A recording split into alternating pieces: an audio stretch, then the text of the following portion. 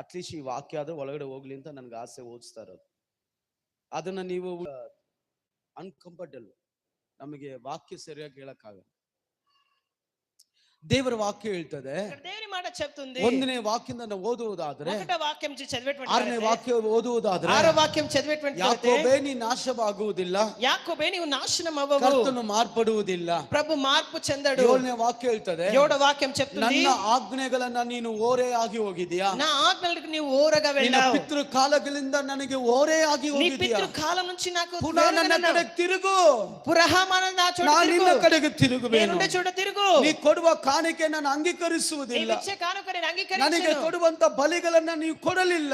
నాకు ఇవ్వాల్సిన బలి నువ్వు ఇవ్వలే. ಆರನೇ ವಾಕ್ಯದ ನೀವು ಶಾಪಗ್ರಸ್ತರಾಗಿದ್ದೀರಾ, ఆరో వాక్యం నువ్వు శాపగ్రస్తులుగా ನೀ ఉన్నావు, ಕಳ್ಳತನ ಮಾಡ್ತಾ నువ్వు ಇದ್ದೀಯ, దొంగతనం చేశావు, ನನಗೆ ಕೊಡುವಂತ ಕಾಣಿಕೆನ ಸರಿಯಾಗಿ ನೀನು ಕೊಡಲಿಲ್ಲ, నాకు ఇచ్చేటువంటి కానుక సరిగ్గా ఇవ్వలే. ಅದು ನಾನು ಅಂಗೀಕರಿಸ